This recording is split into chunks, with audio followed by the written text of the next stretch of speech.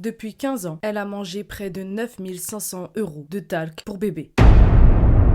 Des éponges, de la mousse, de la craie, du placo, tout le monde peut en être victime. C'est le syndrome de Pica. Le syndrome de Pica, c'est un trouble du comportement alimentaire qui, à l'image de l'oiseau qui en a donné son nom, donne l'envie d'ingérer chez l'homme tout ce qui n'est pas comestible. La plupart du temps, c'est de la terre, du sable, du papier. On parle parfois même de troubles psychiatriques, mais on ne sait pas comment est provoqué ce syndrome et comment il agit réellement sur le cerveau. Voici l'estomac d'une personne souffrant du syndrome de Pica. Et le pire, c'est qu'il y a 1,1% des adultes dans le monde qui sont touchés. La plupart du temps, le syndrome de Pica survient chez les femmes enceintes ou chez les jeunes enfants. D'ailleurs, en 2020, Lisa Anderson, une mère de famille de 5 enfants, a été diagnostiquée du syndrome de Pica après avoir mangé pendant 15 ans du talc pour bébé. Et tout a commencé lorsqu'elle a donné un bain à son dernier enfant. Elle a subitement eu la pulsion de goûter à un objet non alimentaire. Et elle dit même: « Je me souviens avoir vraiment été attirée